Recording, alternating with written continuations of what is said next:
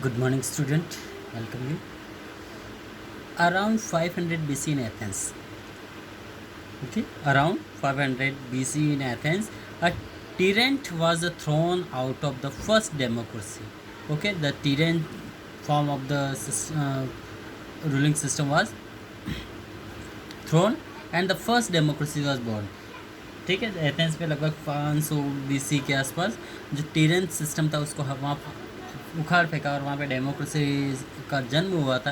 And the adult mail population of the city form an assembly, और जो adult people थे उस city के, ठीक है, जो एडल्ट पॉपुलेशन थे उन लोगों ने वहाँ पर एक असेंबली फॉर्म की जिसको क्या कहा गया, अगोरा कहा गया। Okay, agora at participate in the decision making process directly, और जो भी डिसीजन लिया गया उसमें उन्होंने डायरेक्टली पार्टिसिपेट किया था। Now monarchy, oligarchy, dictatorship are called totalitarian regime. देखिए, जो तीन फॉर्म थे उस समय जो एग्जिस्ट थे, मोनार्की सिस्टम, ओलिग्रेसी एंड डिक्टेटरशिप, ये तीनों ही एक तरह से पावरफुल लोग ही हुआ करते थे, पावरफुल लीडर हुआ करते थे जिनके हाथों में पूरी तरह प्रशासन होता था। ठीक है, तो इस पूरे सिस्टम को कहा जाता था totalitarian regime, where government exercise absolute power and people have no say. और जहाँ पर गवर्नमेंट को एब्सोल्यूट पावर, जो भी है वट पावर पूरी तरह गवर्नमेंट के हाथों में होता था, और पीपल कुछ भी नहीं कह सकते थे, नो तो कह नहीं सकते थे। Democracy is the rule of people, just reverse, और इसी के अपोजिट जस्ट डेमोक्रेसी पूरा तरह इसके अपोजिट था, जहाँ पीपल का शासन होता था और पीपल जो भी करते थे वो पीपल ही किया करते थे। तो डेमोक्रेसी और टोटली लिटेरियन एक दूसरे का अपोजिट फॉर्म है। ठीक है, टोटली टेरियन में 3 फॉर्म्स होते हैं, मोनार्की, एलिग्रेसी एंड डिक्टेटरशिप। जैसे कि हमने पहले देख चुके हैं मोनार्की क्या होता है, एलिग्रेसी क्या होता है। ठीक है, अब नेक्स्ट आता है, it was a form of direct democracy. Okay, it was a form of direct democracy under the statesmanship of the democratic leader. देखिए, it was form of direct democracy under this statesmanship of the democratic leader Pericles, Athens reach its highest height of glory. देखिए, उस समय जो Pericles है वो अपनी Athens अपनी highest glory पर पहुंच चुके थे।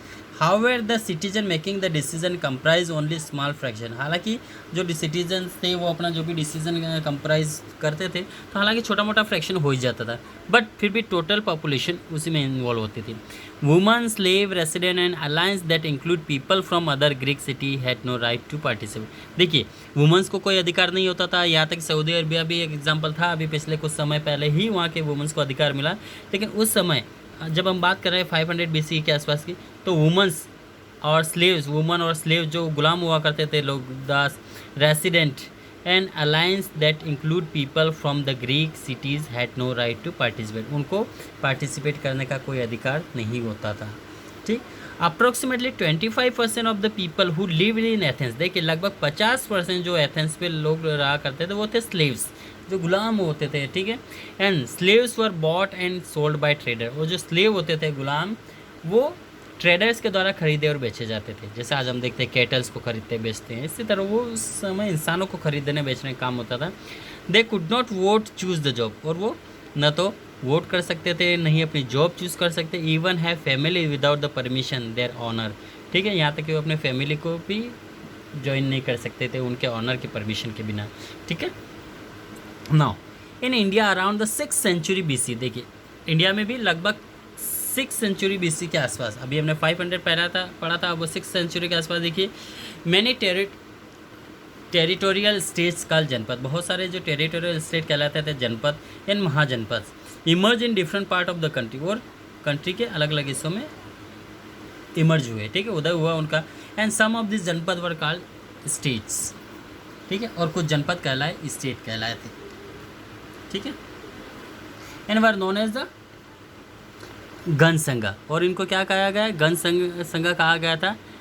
And where the territory was govern by the assembly, ठीक है, जो टेरिटरी गवर्न की जा रही थी by the assembly of people, the Vaishali kingdom now Bihar was the first republic in India, और वैशाली जो राज्य था वो विश्व का, भारत का और इसके साथ विश्व का पहला राज्य गणराज्य था।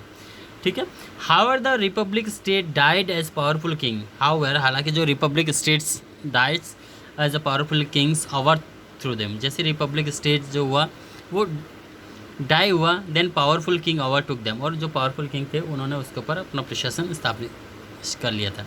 इन 750 BC king Gopala the founder of Pal dynasty, ठीक है, जो किंग गोपाला थे फाउंडर थे पाल डायनेस्टी के, और Bengal come to power and he was elected by the people through democratic election, और वो पीपल के द्वारा डेमोक्रेटिक इलेक्शन के थ्रू इलेक्ट किए गए थे। The power of the democracy increase in stage over the succeed centuries. In 1510 CE in Rome a group of noble state the king. देखिए, powerful of democracy increase, अब धीरे धीरे जो democracy का पावर बढ़ता जा रहा था, stage over the succeed in century, उस सेंचुरी के दौरान जो डेमोक्रेसी फॉर्म बढ़ता जा रहा था। In 510 BC Rome a group of noble, Rome में जो ग्रुप था एक नोबल्स का, जो दरबारी होते थे उनका group, ousted the king and they formed an assembly leading citizen called senate, और उन लोगों ने एक असेंबली निर्माण किया था जिसको सीनेट कहा गया, and elected consul to run the government for 1 year, और इलेक्टेड जो गवर्नमेंट बनी थी वो 1 साल के लिए बनाई गई थी।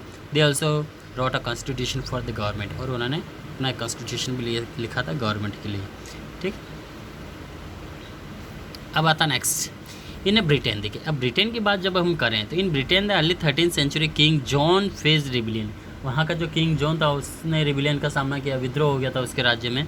ही is barons rose against him, और उसके जो बैरन्स थे उन्होंने ही उसके अगेंस्ट रिबिलियन खड़ा किया था, and force him to sign a document known as the Magna Carta, उससे फोर्स किया गया डॉक्यूमेंट पर साइन करने के लिए जिसको मैग्ना कार्टा कहा गया। In the document his powers were curved by the law, और इस डॉक्यूमेंट में इसके पावर्स को कम कर दिए गए थे। And privilege and freedom of the barons were establish, और कुछ प्रिविलेज विशेष अधिकार आज़ादी है जो बैरन्स की war establish, and protected the Magna Carta was apply to all citizen, और मैग्ना कार्टा सभी सिटीजन के लिए अप्लाई किया गया था। Become the constitution law for England. अब नेक्स्ट आ रहा है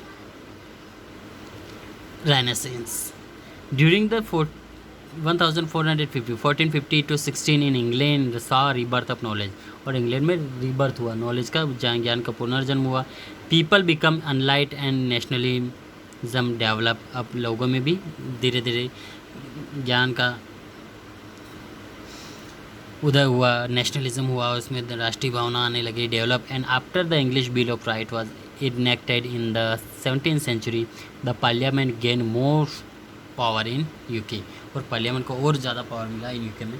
however only adult white male property owner could vote, हालांकि उसमें सिर्फ जो एडल्ट और वाइट मेल जो गोरे लोग होते थे या प्रॉपर्टी ओनर होते थे वही वोट कर सकते थे। Enslave African black woman were not, और जो इंस्लेव थे, ठीक है, गुलाम थे या womens were not allowed to cast vote in British, और ब्रिटिश में, ठीक है, वुमन या ब्लैक लोगों को अधिकार नहीं था कि वो अपना वोट कास्ट करें। Other European colony across the world equality still did not exist in the true sense, हालांकि पूरे यूरोप में इक्वलिटी वास्तव में नहीं थी, ठीक है। अब नेक्स्ट जो पॉइंट हो हम नेक्स्ट पैराग्राफ में पढ़ेंगे।